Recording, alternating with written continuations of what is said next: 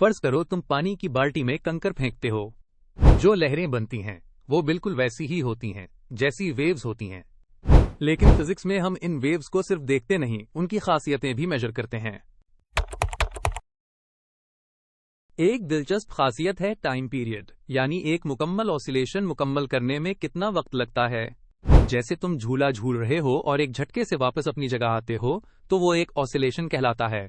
इसी तरह वेव का भी एक मुकम्मल साइकिल होता है और इस साइकिल के लिए लिया गया वक्त होता है टाइम पीरियड। इसका SI यूनिट सेकंड होता है।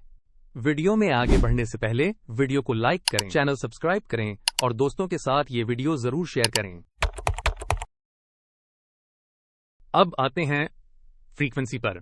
फर्ज करो तुम पानी में तेज तेज कंकर फेंक रहे हो और हर सेकंड में 3 लहरें बन रही हैं, तो फ्रीक्वेंसी हुई 3 हर्ट्ज। आसान फॉर्मूला है, frequency equals number of complete waves divided by time taken. अगर एक वेव हो और उसका टाइम पीरियड t हो तो फ्रीक्वेंसी बन जाती है f इक्वल्स 1/t, यानी फ्रीक्वेंसी पीरियड का ऑपोजिट है। फ्रीक्वेंसी जितनी ज्यादा हो वेव्स इतनी तेजी से बनती हैं। हर्ट्ज वो यूनिट है जिससे हम फ्रीक्वेंसी को नापते हैं। अगर कोई स्पीकर हर सेकंड में 1000 टाइम्स वाइब्रेट करे तो वो 1000 हर्ट्ज की साउंड प्रोड्यूस कर रहा है। चलो अब वेवलेंथ की बात करते हैं। कभी तुमने समंदर पर आती हुई लहरों को गौर से देखा है? इनमें हर क्रेस्ट यानी हाईएस्ट पॉइंट ऑफ वेव के बाद दूसरा क्रेस्ट आता है। उनके बीच के डिस्टेंस को कहते हैं वेवलेंथ। ट्रांसवर्स वेव्स में ये होता है क्रेस्ट टू क्रेस्ट या टर्फ टू टर्फ के बीच का डिस्टेंस। लॉन्गिट्यूडनल वेव्स में ये होता है कंप्रेशन से अगले कंप्रेशन तक का फासला। और हाँ, वेवलेंथ का SI यूनिट मीटर है।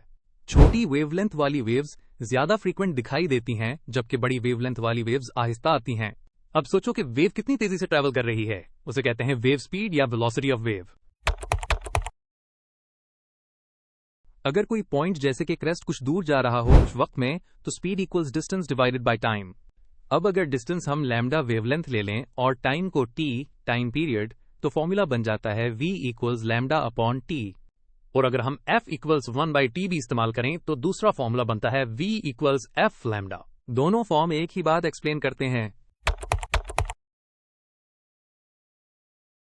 वेव कितनी दूरी कितने वक्त में तय करती है? जैसे साउंड की स्पीड हवा में तकरीबन 343 मीटर्स पर सेकंड होती है और आखिर में आती है वेव फ्रंट की बारी। जरा आंख बंद करो और एक तालाब में दायरेदार लहरें फैलती हुई इमेजिन करो। हर सर्कल वो लाइन होती है जहां तमाम पॉइंट्स सेम फेज में होते हैं, उसे कहते हैं वेव फ्रंट। अगर सेंटर से वेव सर्कुलर शेप में निकल रही हूं तो वो सर्कुलर वेव फ्रंट होगा।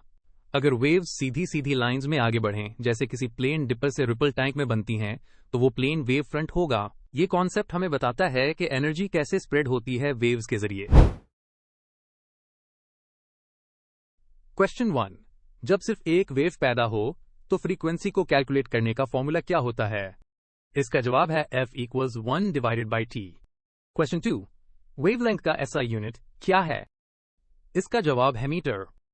क्वेश्चन 3, रिपल टैंक में पॉइंट डिपर से कौन सा वेव फ्रंट पैदा होता है? इसका जवाब है सर्कुलर।